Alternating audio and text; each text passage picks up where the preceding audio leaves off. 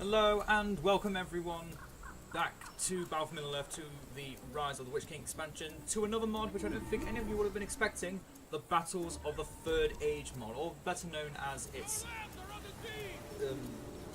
acronym, BOTTA. So what is the BOTTA mod? It is, well, like every mod, a complete overhaul for Battlefield Middle-earth 2 the Rise of the Witch King, using all of the factions that currently exist in the game. So there's only currently 7 factions. There's Gondor, Lothlorien, Erebor, Isengard, Mordor, the Misty Mountains, and Angmar. So the same faction list as that of the Edain mod.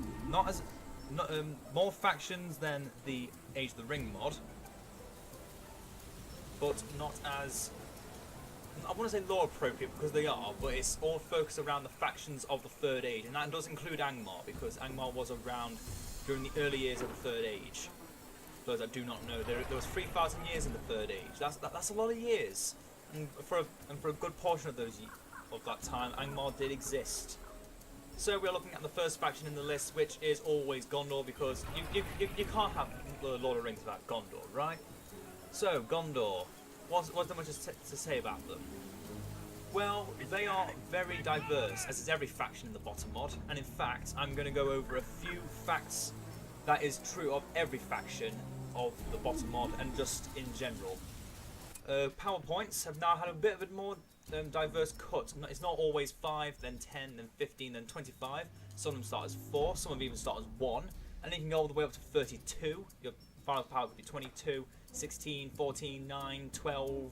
It could be, it's not anything, but it is definitely a bit more diverse, showing that some powers are less important than others, and so forth, don't cost as much. Although I think the 5, 10, 15, and 25 would still be perfectly fine. But builders still do exist in the BOTTA mod, unlike the Edain mod, but as the same in Age of the Ring mod. And your building browser is a lot larger than what you might remember it. We've got the basic farms, which, you know, like they always do, generate resources. They also give you command points, like they used to in the original Battlefield Middle-earth 2 and Rise of the Witch King. Then you've got your barracks, your archery range, your stables, your workshop. Yeah, that sounds about right. You've got your battle towers, you've got your well, your heroic statue, your blacksmith, your marketplace. Yeah, that sounds about right as well. And then a stoneworker. So that's a nice new building, and then there's this. And then, but where's the fortress? Why can't we build another fortress? Are we limited to only one fortress? No, you can build more fortresses. It's all locked in this little thing here called the command set, because Gondor has so many buildings. They required a second list for their buildings. Oh, and I do apologise for that noise. That's just our opponents constantly making noise. Can't really do much about that. No idea what those guys are, but okay. But yeah, we also have the wall hubs, as you can see, are the ones I've built right around the fortress. And then we also have this other building, the outpost. We'll go into what they do very soon. And then of course you have the fortress. So then, the first thing that you might note is the fortress had this nice little border around it. The same kind of border you have around the Gondor fortresses of BFME 1. For those that don't remember it, it's the one you can have 5 build plots in the very back, 2 here and then 2 here. And also, your buildings, or more importantly your military buildings, are restricted to the area around your fortress. You cannot build it outside of it or outside of an outpost, and that's what an outpost is there for. Very similar to the BFME 1, the outpost is a way of making more buildings from a selected hub, but those hubs you can choose, and now the Ultimate Masters have decided to make some mist for everyone, because why not? But yeah, the outpost, you can get a maximum of 2 of these. You also realise there are a lot of building restrictions of maximums on this mod.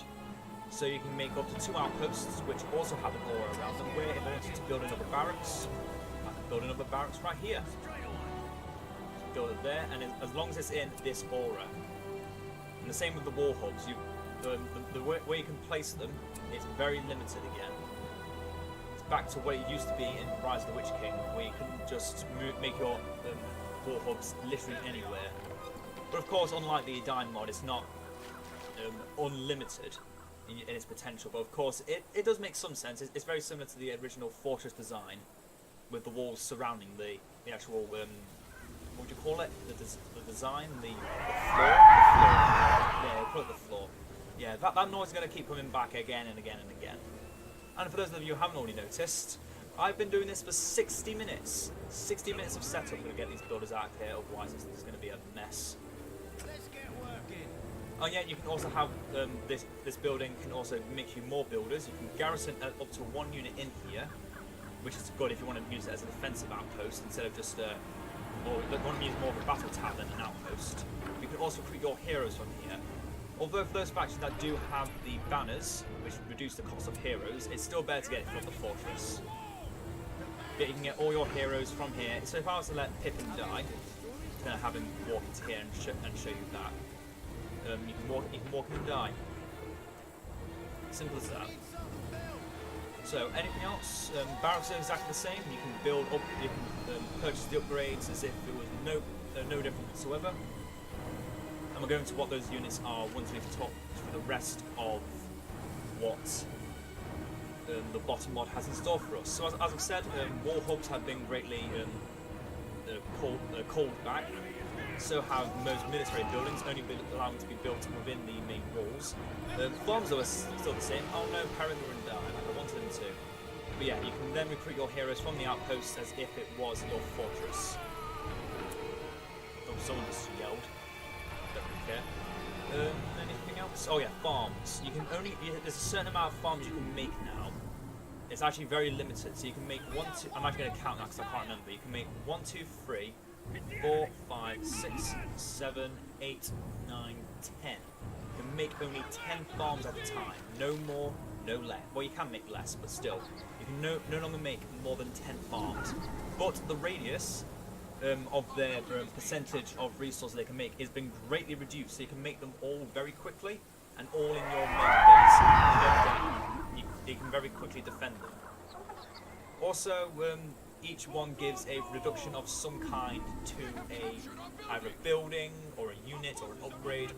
For Gondor, because it's got farms, we reduce our cavalry. So cavalry is kind of a staple for your faction in most cases, because having those farms up, you get a 20% decrease in cost for your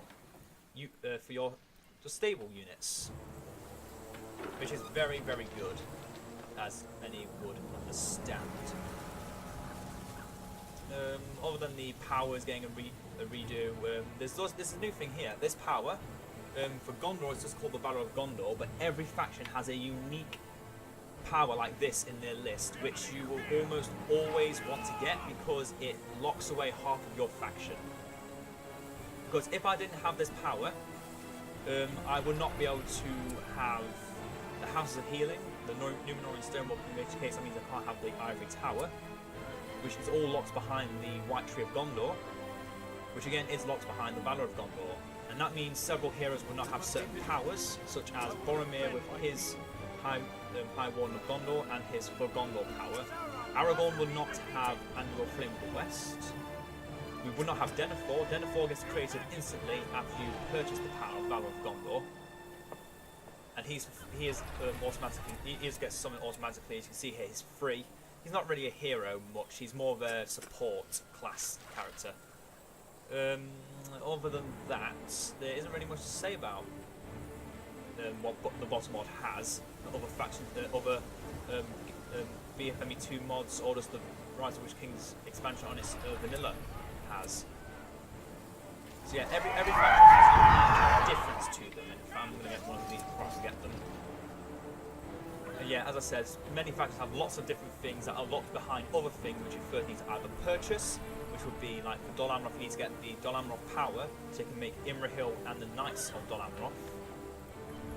A lot of unique units like the Tower Guards, like your Knights of Dol Amroth, have a maximum, so you can only make a certain amount of them, you cannot go above that maximum. So if I was to spend, if I was to go for this, I already have one Knight of Dol Amroth up, I cannot make any more, I've already hit the maximum. And if, for example, I was to send out one of my builders, and I wanted to make a farm, but I already have my 10 farms, it comes up here, you already have the maximum of this unit, which actually means you already have the maximum of this building. The same with battle towers, there is now a limit to how many battle towers you can have. Again, ideally the maximum is 1, 2, 3, 4, 5, 6, 7, 8, 9, 10.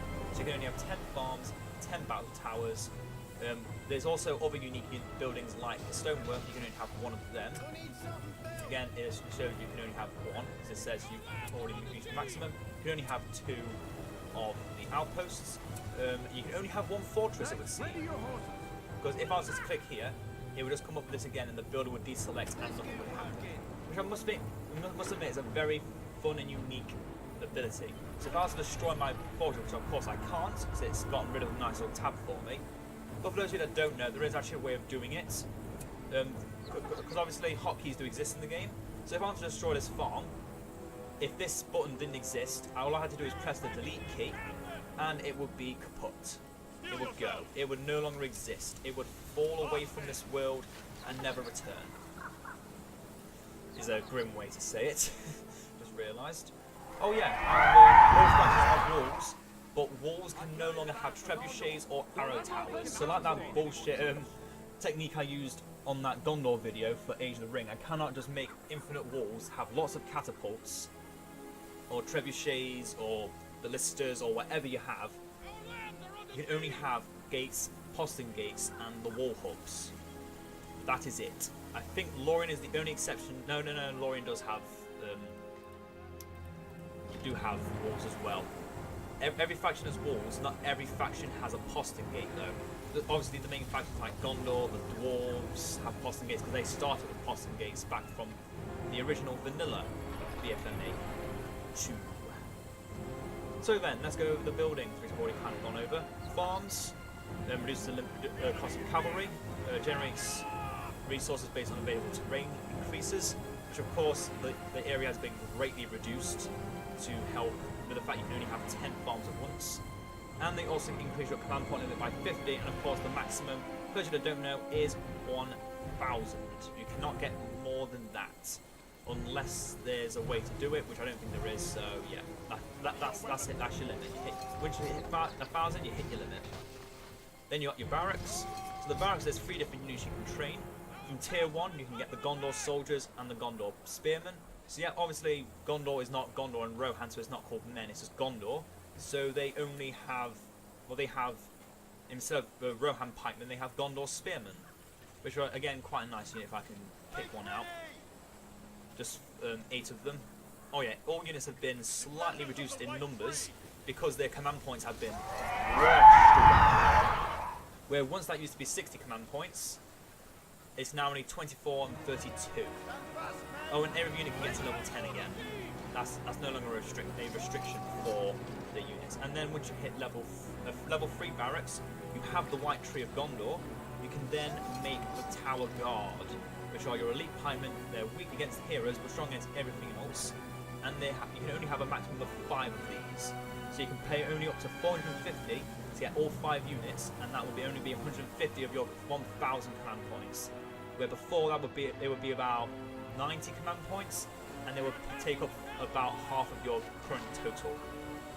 Then we have the archery range, we have Gondor archers, and they got rid of the fire arrows. Everyone's screaming agony and pain and hatred. They got rid of fire arrows for your basic units, but don't worry, you can still have a look at the glorious fire arrows in your battle towers. But this other ability, Gondorian marksmanship, I have some units I don't already have it. No, I don't. But basically, this is an increase in your in the archer's range, their vision, and makes them more accurate. So it's a much better increase than what it used to be. And oh boy, is it good! Oh boy, oh boy, oh boy, is it good! I must admit, I don't miss. Seeing Gondorian marksmanship, I do not miss the fire arrows on the Gondor archers because it was a useless power really. Give them a slightly bigger damage increase, but still they've got less range than any other tier unit, any other archer unit at their tier. Because in all honesty, this is your only archer units. Everything else is hidden behind a hero. Hint, hint, Faramir. Then we've got the stables. We can get the Gondor Knights. And as I said, these are really good in numbers because you can span them out easier with the farms, giving you a decrease. Previously it cost 500, now it costs 400. But another thing to note, I've just realised, the Gondor Knights have only a maximum of 10. So you can only have 300 command points of Gondor Knights at once. And the Knights of Dol Amroth, as I've mentioned already, they were very similar to the Gondor Tower's Guard. They are restricted by being an elite cavalry unit of Dol Amroth, so they require the Dol Amroth power first, which only costs 600. I mean, 600 in about 30 seconds, and then you can make some extremely powerful knights. Like, of course, you need to have level 3 stables first, but that's, again, pretty simple. And then also, if you want to give your knights horse shield, you can always do that too. And then after that, after we pass through the stables, I'm going to have to get my builder out to do all this in order.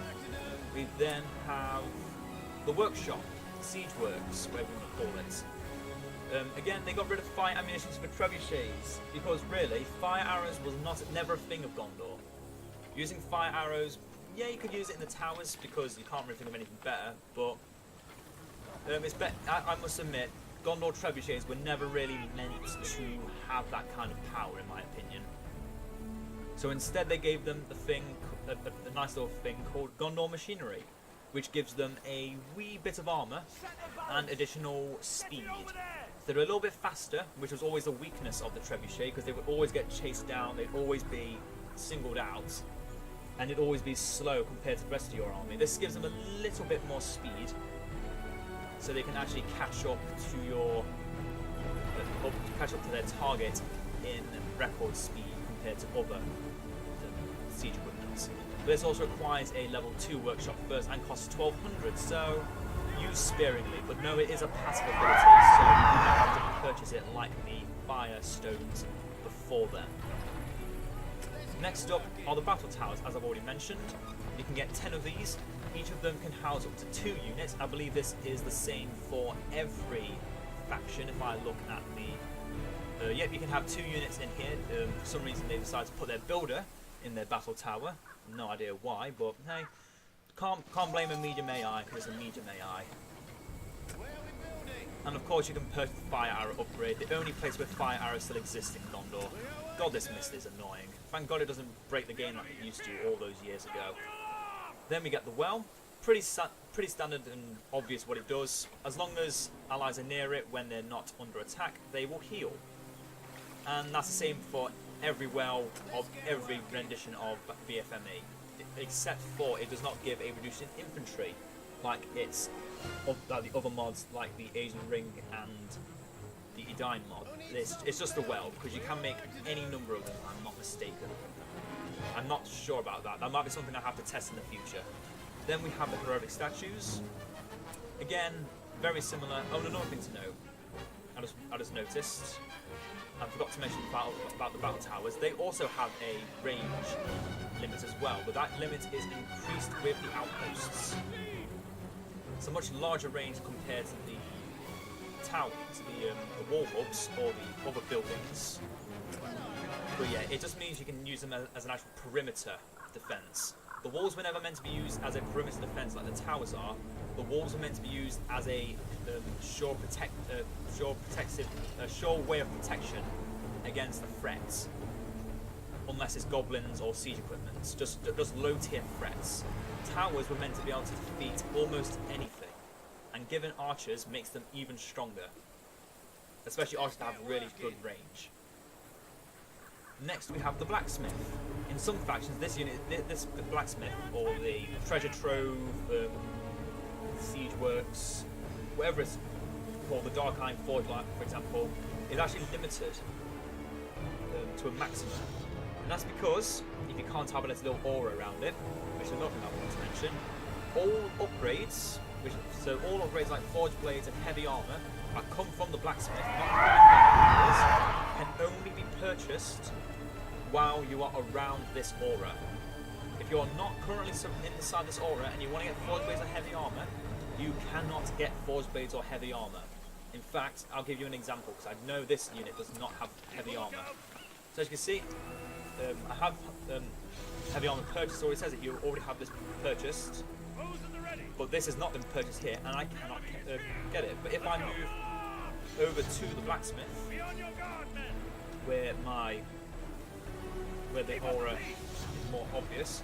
Oh, another thing to note, blacksmiths take forever to make. I'm just going to show how slowly these build. Yeah, the sooner we get to here, yep, it's now glowed up again. So purchase heavy armor. But while it's being purchased, you can go out the aura again. The second it's purchased, you can go. So the second you pay the money, it is gone. And look at that. Look how slow this blacksmith is building. This shows you how much effort they put into this mod to make some important things take longer to make and are meant for the later game. Next is the marketplace, another very self-explanatory building. Can only be made only one of them can be made, and they have 3 different things. I wonder what they could be. So siege materials. Those who don't know what siege materials are, whenever a building is destroyed, not by you, if it's demolished by you, you will not get a bonus because you already get some money back.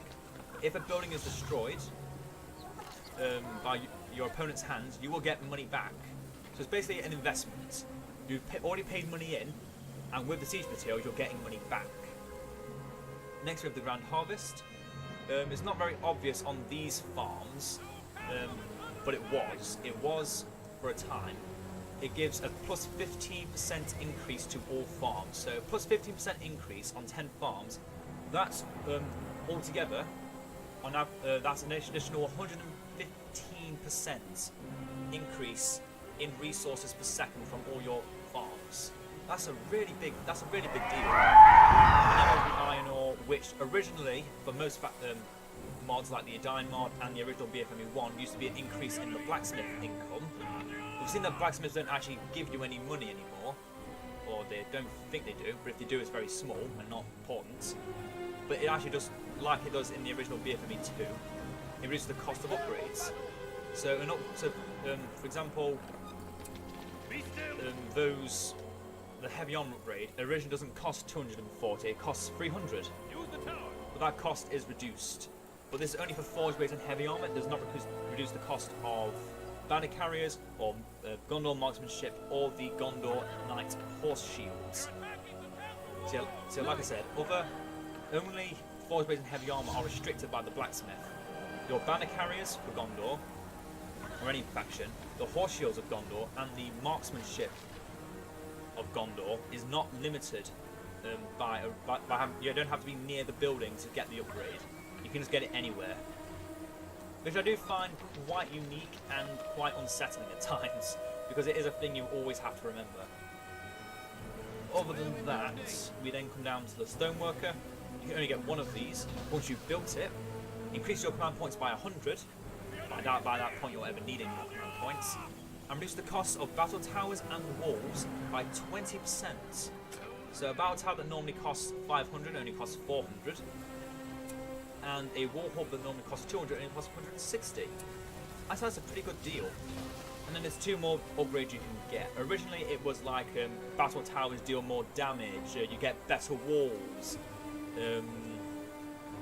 But obviously you get better walls from the fortress. So the stoneworker now is Gondor engineering, which is building upgrades. So this upgrade now costs, if I'm not mistaken, it's, well, on here it'd be 75 resources. I'd say it's about 15% decrease in cost. That's pretty decent. You can't lie, that is a very good reduction. And then Gondor masonry, it doesn't show it, but the I'll show it. I can show it here. You have a very large aura around the stoneworker, and any building inside that aura, after you've got this upgrade, gets a 20% armor bonus.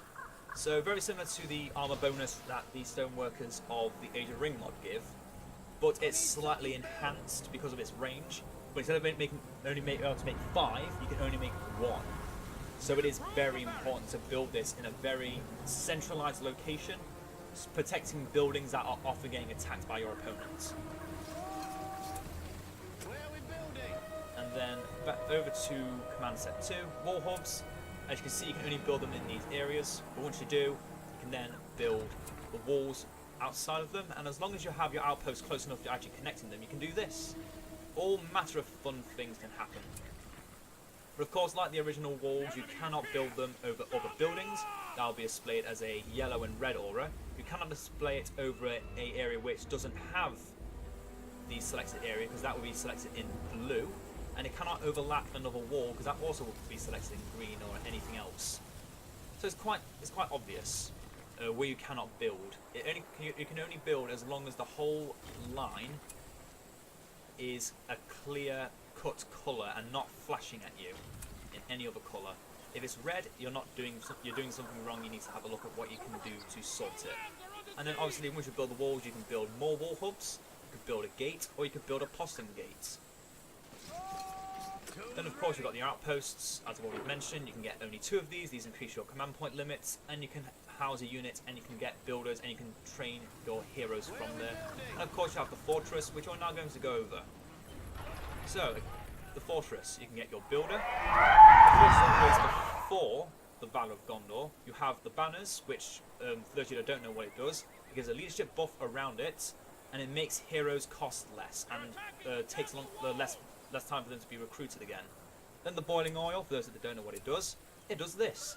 Any unit currently surrounding the fortress at the time of boiling oil being spilled will be set aflame and probably die, unless they're elite units. And then the flaming munitions allows for your towers, not your trebuchets, only your towers, to get fire arrow upgrades. They did a very scrutinous change to this. In fact, let me check. I'm just going to throw a random trebuchet stone and see if it's lit on fire.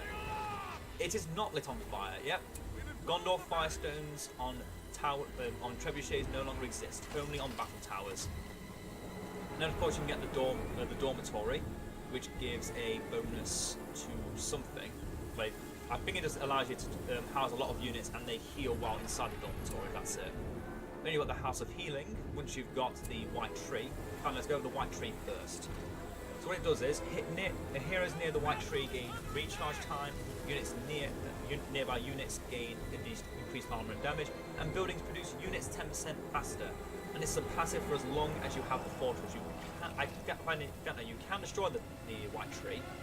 It does have a health bar of 1,000, but once you destroy it, you can just rebuild it. It's not that much. And then you can get the House of Healing, which obviously, as the name suggests, it heals units around it. So there's another giant well.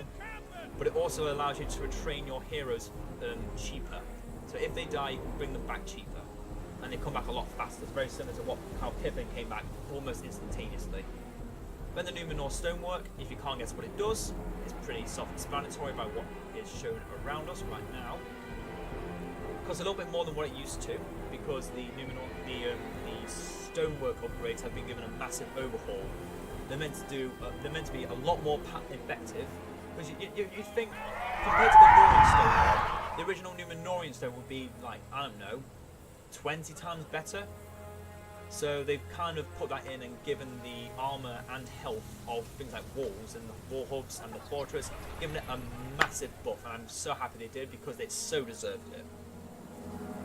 Next on the list is the Ivory Tower. Again, another building that's very self-explanatory for those of you that know much about BFME 2.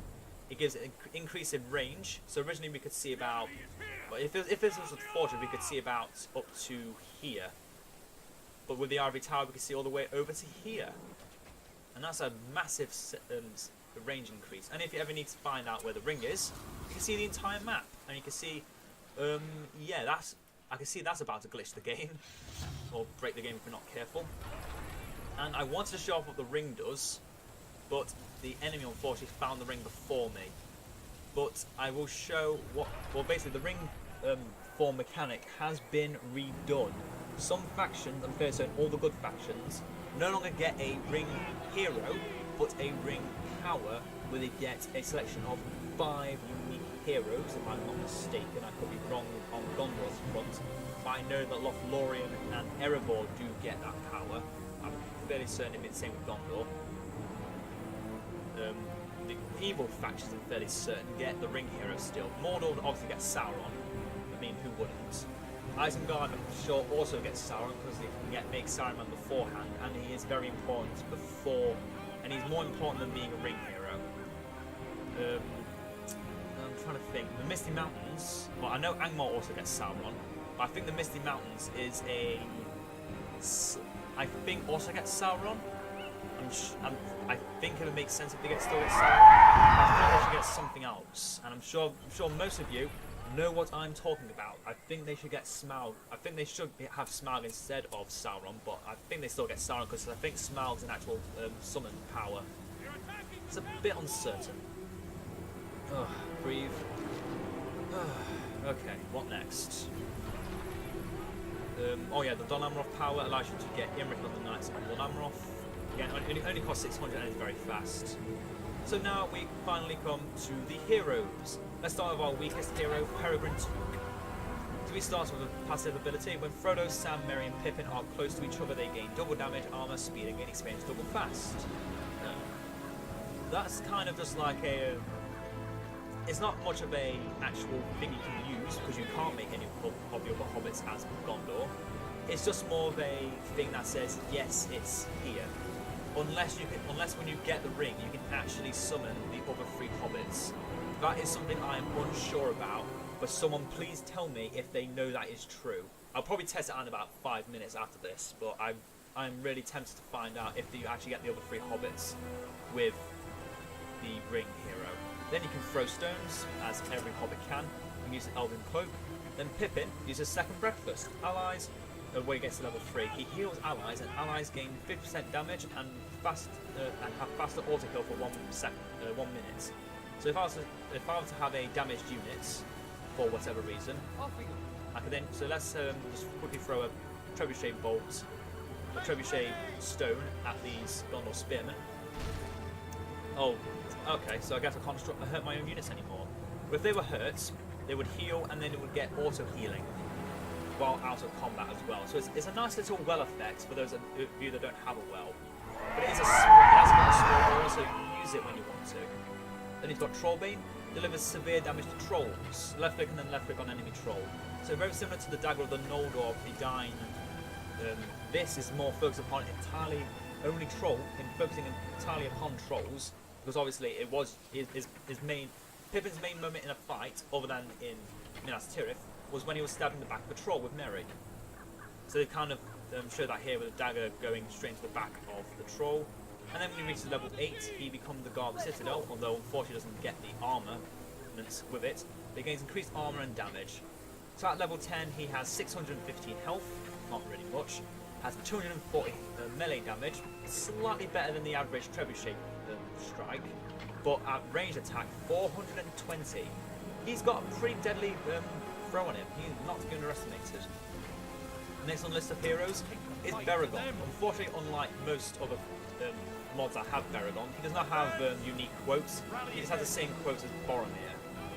So he starts with the card Guard of Citadel. Gondor infantry around Baragon gain improved armor and damage. Now remember, this is only for infantry. So Gondor infantry, the Gondor swordsmen, archers, and spearmen. I think it includes archers. I may be wrong on that, but it does not work for the knights. Unfortunately, it does not work for your more elite units. It only works for your base tier units, which is actually a really nice add-on. And then you can toggle his weapon. So when he's got his sword, he does splash damage and attacks faster. He also loses his cool helmet. But when he's got his spear out, he gains his cool helmet. He has a beautiful cloak with a white helm, a swan-like helm, like most Tower Guard have, and the 7 stars upon it. I must admit, they put so much good detail into these heroes. Next, he's got armor supplies. Baragon gives heavy armor upgrades to 1 battalion. Unfortunately, I have tested this. This power is currently bugged. It does not work. I say currently bugged. It's probably been bugged forever because this is not an old mod, but it is not a mod that's been looked at too recently. I do hope they look back into this and think, okay, let's try and get this to work. Because I know other mods have been able to make it to work. I'm sure the bottom mod team will find a way. I have faith in you. But yeah, if this was to work, a heavy armor boost for a base infantry unit is pretty good in the early game. Next, he's got the Gondor Watchhouse, which are these beautiful things right here, and there's no limit to how many of these you can make. So, summons a watchtower with several Gondor soldiers patrolling it. They will attack an enemy within their range, and it doesn't state it on his on his character, but they also heal nearby allies if not in combat. So it's another portable well. So you've got a lot of healing factors in Gondor, but another thing, the thing I should note is it does not actually resurrect them. It only banner carriers and the heal, or herb mastery as it's now called, actually restores the lives of dead soldiers from battalions. Then he's got Protect with the White Tree, heal a building, and give it additional health for 2 minutes. And it has this nice little aura around it as well, which is quite nice. And that is Beregond. You're very much like he is in Edain, or the original Edain 4.0. He's a building focused hero, but he also knows how to help his weak units compared to being a hero helper. Next on the list we have Faramir, who I think is probably the strongest hero on this list, being the saying he is actually, he's not a good hero, he is a good character. As all Faramirs do, you can switch between sword and bow at will. He gets some nice looking armor when he goes into his sword mode, which is a nice add. And then obviously when he goes back to his bow, he gains his trademark ranger armor. You can then apply a wounding arrow, which causes an enemy to flee. That's not an original thing, but it's definitely a fun thing to have. Then you can toggle between his knight and ranger mode. Obviously his knight mode means he goes onto his horse. None of his abilities change, except for his passive ability. When he is on foot, his Captain of Gondor ability gives rangers near him additional armor, and when mounted, he gives Gondor Knights additional armor and speed.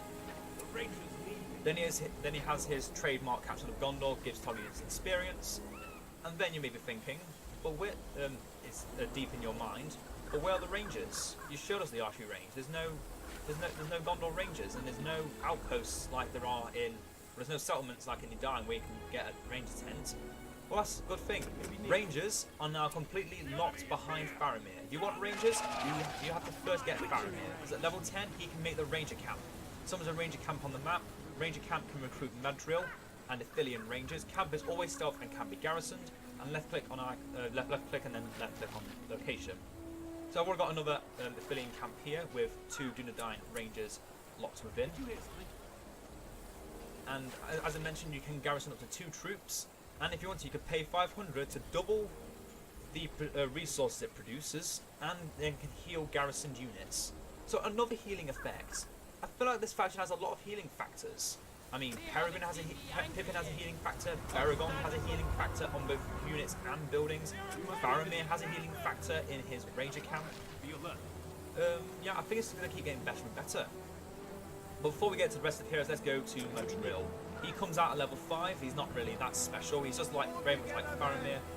Toggle between his sword and bow, but he doesn't get any nice armor because he is a ranger through and through. He's a skillful ranger. Ithilien rangers near Madril gain additional armor and experience, so he's an okay hero to get. But he is not a dedicated hero, again very much like a character. Faramir and Madril are a bit like 2 sides of the same coin. Next he can use a ranger scout, summons a stealth scout ranger to reveal a small area on the map. This, very much like the tents of Carthian, of Arnor, does not get revealed, can be killed though, by an AoE attack, and it only lasts, but this only lasts for a small amount of time, until the power gets about to halfway back. And then he also has a stealth shot, a long range arrow attack which decreases armor of to enemy heroes and monsters. Okay, that's pretty strong, so that's pretty much saying anything else get hit by it is going to die. Unless it's a building. Yeah. So yeah, I'm not going to actually tell you all the different costs of these heroes as well, because you'll start to realise these costs escalate dramatically. Starting from 400 at Peregrine, Beregond costs 1300 or 1200, I can't remember. Faramir costs 1600. Madril costs about 1200. That's because he's part of the Faramir set with, yeah, it costs 1100. But then Boromir costs 3,500. He costs double of his brother. That's a pretty big boost. He better be really good, and he is. Very similar to his Edain form. He's got the last stand. Will continue to fight after health is depleted. Then we'll talk about these 2 later. His Horn of Gondor at level 2 stuns nearby units in terror. pretty standard thing. Everyone knows what it does. Son of Gondor. This was a different power when you do not have the Valor of Gondor and the White Tree, which was the Madness of Boromir. So it's more of a Fellowship of the Ring Boromir form, where he would gain increased damage but lose armor, and he would actually attack your allies. That kind of shows how mad Boromir slowly went through the Fellowship journey. But this is the Boromir at the time of while in Gondor, the time before the Fellowship. Son of Gondor, Boromir gains armor and damage. Units around Boromir gain fear and knockback resistance. Units can spawn a member each time Boromir strikes an enemy. So yeah, another healing factor.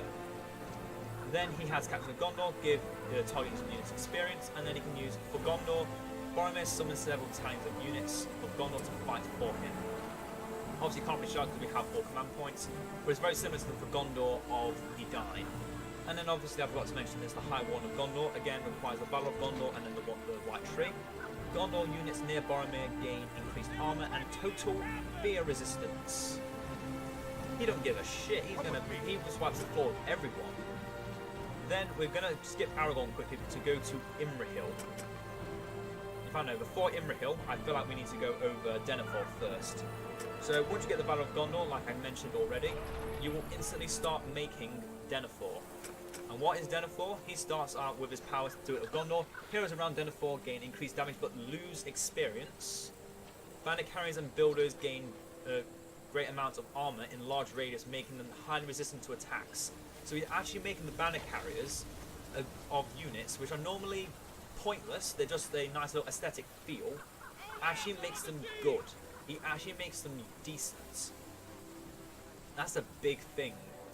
And also increases the armor of builders. So if a builder was ever to be attacked, this is going to be instantly saved. This is a really good thing to note. Then he's got the Steward's Defense, so he's not completely useless. He starts with 0 melee attack, and you can see he's not even got his sword out. But you can use Steward's Defense, and he will actually pull out his sword. And he'll actually start fighting like a man. Though not much of a man, it's only 300 damage compared it to Peregrine's 400 range attack, and it's basically got the same attack of Aragorn in his spear form. But obviously, it doesn't do triple damage against monsters. Then he also has In Service of the Steward. Denethor accepts the service of a selected hero. They gain armor and reduced recharge times. However, it would seem our map's moving very, very close. Okay, so I'm going to use this on Gandalf is finally being accepted by Denethor. It's a great day. Then he's got the Caretaker of the City. Allied buildings in radius gain increased armor but lose some production speed. So very similar to the Snowbind of Angmar. This now actually increases the armor not to invulnerable status, but it also doesn't stop them from doing anything. But of course, there's only on allied buildings as well. Then abandon your post, as Denethor is always known for. Allied heroes and units around Denethor gain speed but lose armor. Oh, and another reason I'm not using most of these powers like this one right now is because I'm fairly certain they actually say their quotes, and they also have music behind those quotes, and I don't want to have to go edit all of that music out. As much as my heart does enjoy such challenges, I do not want to have to go and be scrutinous of trying to remove audio over my voice, which is already hard enough to do. Next we have Imrahil. So again, you have to get Imrahil first by paying 600 for Dol Amroth, and then he costs 4,000. The Saruman of the Age of the Ring used to cost 4,000, and this is not even your best hero, he's your third best. Technically it costs 4,600, let's not go into details. So first you can go on to Imrahil's trade mounts, the thing he's known for, and he equips his mighty lance instead of his sword. Then he gets the Prince of Dol Amroth. Dol Amroth from Gondor units near Imrahil gain armor and damage and total fear resistance, which is another passive ability. So you've got a lot of passives. The healing gift. Imrahil slightly heals allied units in a small radius. Another healing factor. Does every hero have a healing factor in this mod? Almost every. Only Denethor doesn't actually have a healing factor, unfortunately. Prepare for battle. But then we have Imrahil's Guards. Imrahil permanently summons 1 battalion of Dol Amroth soldiers. That's what it was before. However, that has been changed to summon, temporarily summon 3 battalions of Dol Amroth soldiers. But the temporary is quite a long time. It's about as long as your Southern Allies power, which is your tier 4 power, so it's pretty good. Next you've got High Blooded. Imrahil gains 1,000 health and 50% armor. That means he scales up all the way to 6,000 health. 6,000! That's 10 times what Pippin has at level 10. And then he has the Glory of Dol Amroth, raises the banner of Dol Amroth and inspires nearby ally units with 100% armor and damage for 20 seconds. But enemy units are inspired with fear and lose armor for 10 seconds. So he just whips out his banner and just shows it to everyone. And some people are happy, some people are sad. That's about it. That's how good as it goes. But it's still a really good power, not to be underestimated. Imrahil definitely earns the status of the 3rd best hero of this faction. But of course we then come to the trademark heroes, leaders of Gondor, the King, Elisar, Aragorn. So firstly we have 2 different powers, Palantirs, as they're known as in most instances, but no command sets here. So we're going to go over the passive command set first before we go into the good stuff. So from level 1 you can mount Brego. So another hero that can mount. So that's currently 1, 2, 3 heroes that can mount. Then he's got Tale of Arwen and Aragorn. When Arwen and Aragorn are close enough to each other, they gain armor, experience, and faster auto heal. That makes me want to believe that if they have the ring, Arwen will also be summoned along with the 3 hobbits. I hope that's a thing. I really hope this is a thing and not just a little thing that looks cool. Then at level 3, he has another passive, the Ring of Barahir. Aragorn gains experience faster. So once he hits level 3, he starts wrapping up the levels a lot faster. He starts out very, very slow, but he really does ramp up quick. And once he hits level 4, the Heir of Gondor, allies named Aragorn gain increased experience, armor, and total fear resistance. So another total fear resistance. And then once you have purchased the Battle of Gondor power, Aragorn gains increased damage, delivers 150% damage to Sauron, and 80% damage against ring wraiths and whites. That kind of tells you that Sauron is the main player, and Aragorn is obviously the main rival to him. Next you've got, I'm going to go for equipped or unequipped Brego, because some of these powers I don't think work while you're on Brego. And I'm going to completely ignore this power, because again, a lot of noise, and copyright. So, knife throw. Aragorn throws his knife, dealing damage to enemies. Enemy hero or enemy monster loses % speed for 10 seconds. So combine that with your Blade Master like you would in a Dine, and you have a very powerful killer combo there. Then you've got another heal. Heal nearby friendly heroes. Everyone, take some rest. And by the way, that little green aura there, that is the Ring of Barahir. It's kind of over Anduril, the blue aura. But then you have, here again, of course, got Blade Master, gains increased damage and armor. Then Elendil, again another obvious power, causes nearby enemy units to flee. And then for Frodo, Aragorn makes his final charge, inspiring nearby heroes and units with double damage, speed and armor. Also gain total fear and terror resistance. This ability, unfortunately, I will never, ever, ever use on recording because, again, it is loud as hell, it is copyrighted, and oh, it's so many things,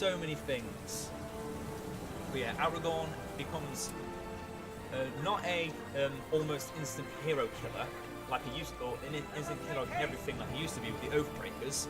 He is a hero of what he is meant to be. He is meant to be the King of Gondor and inspires his troops with powers such as for Frodo.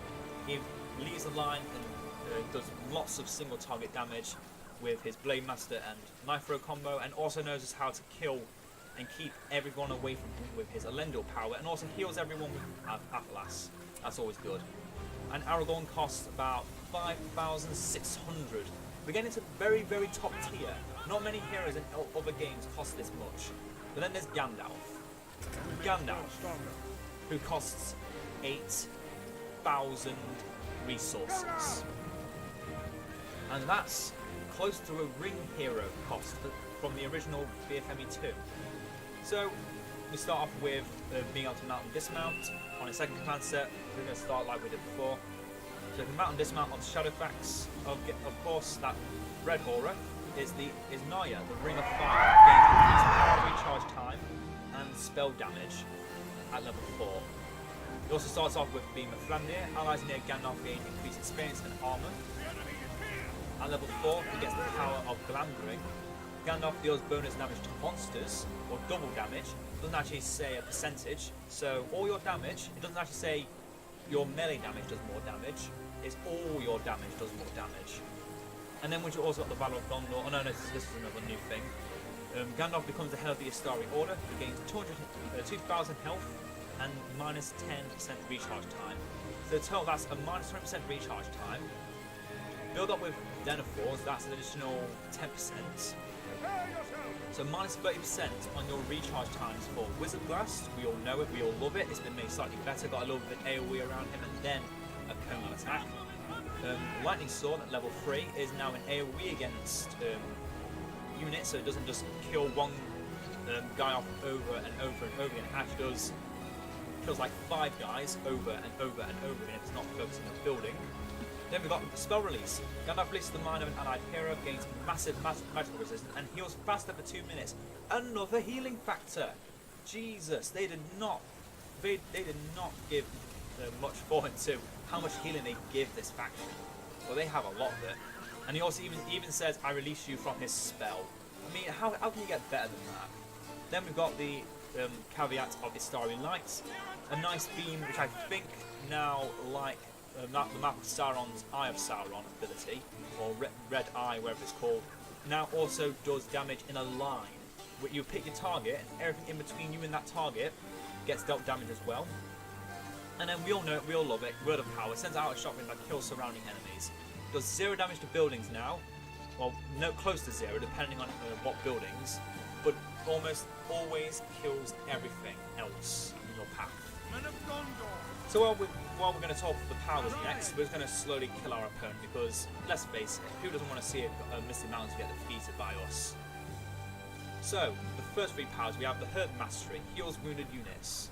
We have the Silver Trumpets, the Horn of Gondor on steroids. Allied units gain increased armor and 500% experience for 1 minute. And all these units can go up to level 10 now, not as level 5.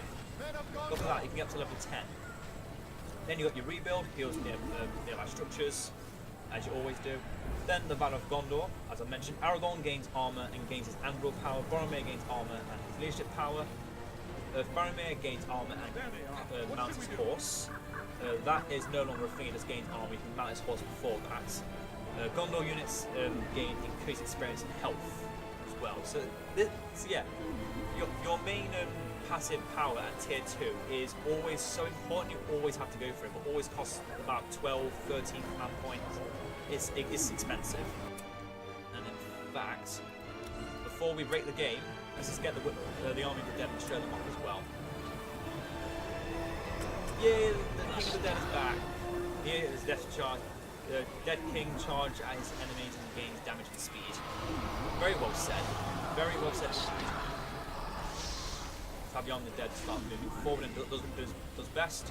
Walk through everything and kill everything. Do not suffer. It also has a passive. Army of the Dead gains speed, armor and damage. Don't think they really need it. And then oh, good glance. Enemy heroes near King are debuffed and lose armor. Enemy heroes and cannot gain experience. Ooh, my. And then there's Chilled Laugh. Let's just hear it. Make sure it's loud enough.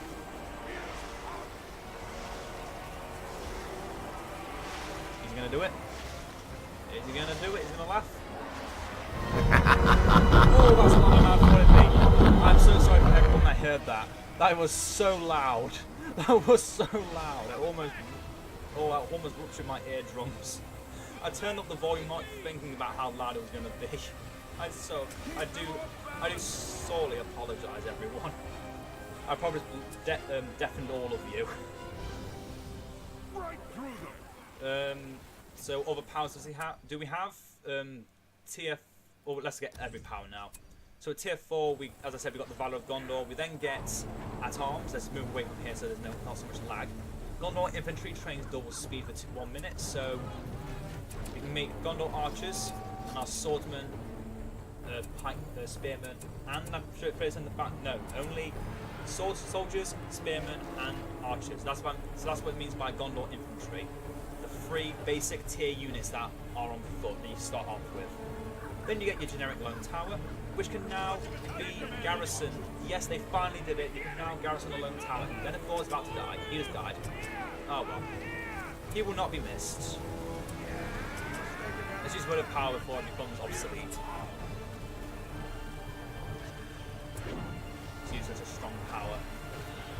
Look at this builder. Look at this builder. And he's gone. Oh, it's so fun watching things blow up with word of power. And look at how much damage it did to that one building. But then compared to the amount of damage it did to these buildings, and it's hardly even noticeable. So yeah, notice word of power does damage against a lot of damage against some buildings, but against other buildings it does nothing. Oh yeah, and the Knights of Gondor have the power when they hit level 2. Mounted units near the knights gain increased damage and speed. It's not really noticeable. Then you also at tier 2 you then get the statue of Numenor. Summons ruined statues of Numenorians, provides additional armor and reduces, as it says it here, units gain increased armor bonuses against arrows. So very similar to how in the strategy battle game made by Games Workshop, you can hide behind territory plus any kind of terrain, and you get an armor bonus. This is basically what this does. It's bringing back the game a bit. Very good cloud break, cancels freezing rain and darkness, but not the misty mountains. I will mention that for one. And then it also stuns enemy units, doesn't do anything else. Then we call upon Rohan allies. Again, not going to summon it. I think when it comes out, you hear all the music like you normally hear, and it says death, death, and all that. Then you summon the Grey Company. You get Elladan, Elro here, Halbarad, and some of the Grey Company, which can switch between sword and bow. Halbarad can switch between sword and bow as well. He gives Dúnedain Rangers additional armor, and he gives them additional damage and range with his ability. Then the 2 brothers, Elladan and Elro here, when they're next to each other, they gain additional armor and damage. Elro here, with his enchanted sword, strikes 3 times for 600 magic damage. Has increased speed as well for another power. Elladan shoots an arrow which does 500 magic damage against a hero or monster, which also means anything. For 500 damage, that's pretty decent. Pretty decent. That's like a hundredth of what the Fortress full health is, though. And of course, very similar like to his brother, gains increased damage and armor when next to him, and can get additional speed because they're elves. Next, of course, are the Army of the Dead, which is shown off. And then finally the Southern Allies, which summons many fiefdom units. Some designs you may already know from the Edain mod, like the archers, those Lasonic Axemen new though. Those are Pinnithgen swordsmen. Those are the Pelargia troll killers. But unfortunately they're all just named like Tower Guards or Gondor soldiers, because they are just basically reskinned Gondor units. You also get a unique hero, Angkor. His attack can damage units in a small range. Oh no! Oh! We got a chance! Everyone, fall back. I stand as your captain. Gandalf, you have your orders. Fall back. Everyone, run! We have the ring. We can show off what the ring does. And let's see if my hypothesis is correct. Do we get the other 3 hobbits, and then do we also get? Don't let them any further. Be on your guard, men. Arwen, do it? What do we get? I want to see it. But yeah, the ring heroes, like I mentioned, are not the same. Back in BFME 2, the originals, the vanilla, you get Galadriel is good and Sauron is bad. But that has been majorly changed. The farms are under attack. And hopefully I can show it to you now, and it is a power, if I'm not mistaken. The ring is in our hands now.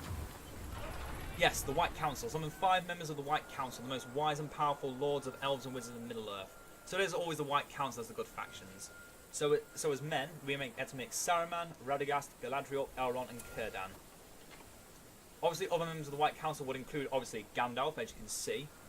Saruman is also included. Not Saruman, that's already included. Glorfindel is included. Radagast is included. And we've already talked about Radagast. So Saruman, so each of these heroes has a passive ability and 2 other abilities to them. Unless you're Galadriel, in which case you get more because you know you're Galadriel. So Saruman, enemy units around Saruman lose armor and damage and become hostile to each other in medium radius. At level 10, I think it comes out level 10. Enemy heroes near Saruman lose armor and damage and become hostile to each other in a small radius. What? Oh, heroes. Okay, enemy heroes.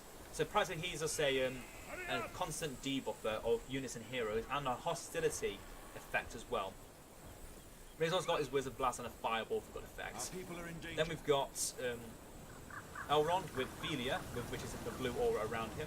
We've got Elven Grace, which is meant to be a heal. Not to say Arwen, but obviously it's just a heal, like Athalas. Then Tolodan Nan Galad restores heroes' ability timers. So it's basically his restoration. It says renames and restoration. Also gains additional health up until death. So it's a permanent health buff. Círdan. Now I think Círdan busted because his 2 powers are massive powerful effects against buildings. First he's got Wrath of the Heavens. Oh, a good thing to note is he also has Naya for some reason, because apparently he needs it as well. So he has Power Charge Retimer, increased damage and magic resistance, and allies gain increased experience and total fear resistance. But then he also has, so his Wrath of the Heavens doesn't look like too much, there's a small flash of water.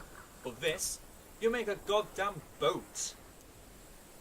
Yep, I just made a goddamn boat and I just crushed everything in my path. It actually half helps a fortress. It's a good thing to note.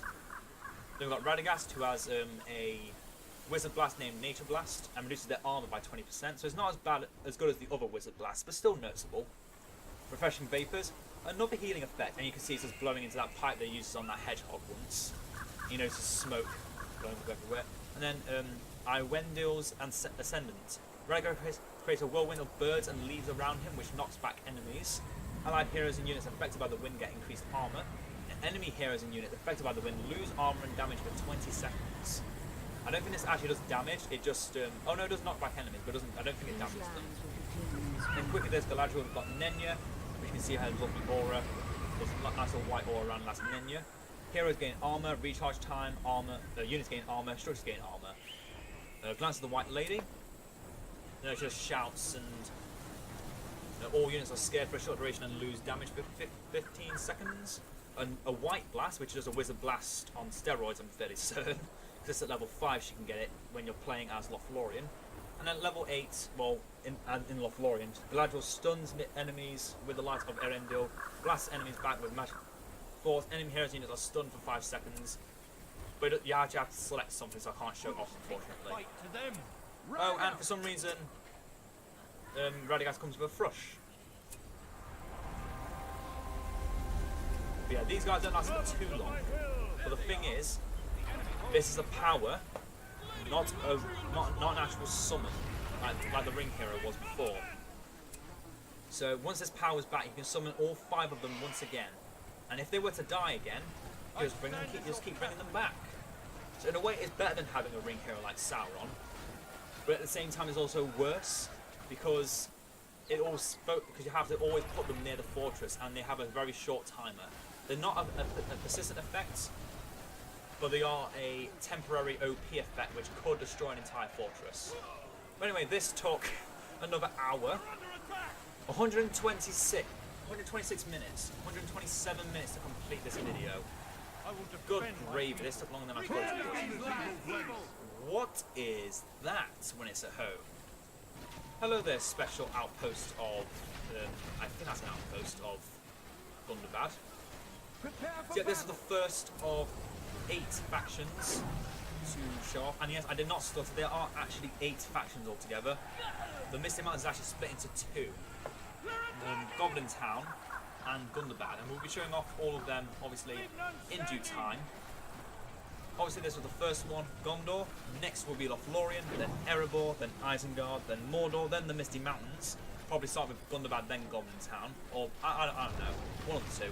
And then we'll finish off with Angmar, which I think is a faction that got a lot, that got so much love, they might be my new favorite faction, just because of one hero, all because of one hero. That they're my favorite faction.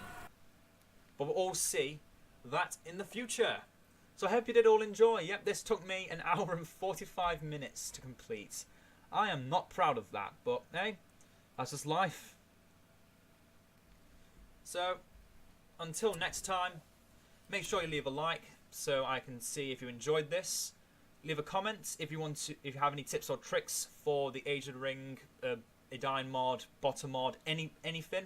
Just any tips or tricks I may not have glanced over already, or just any questions you have that I can answer.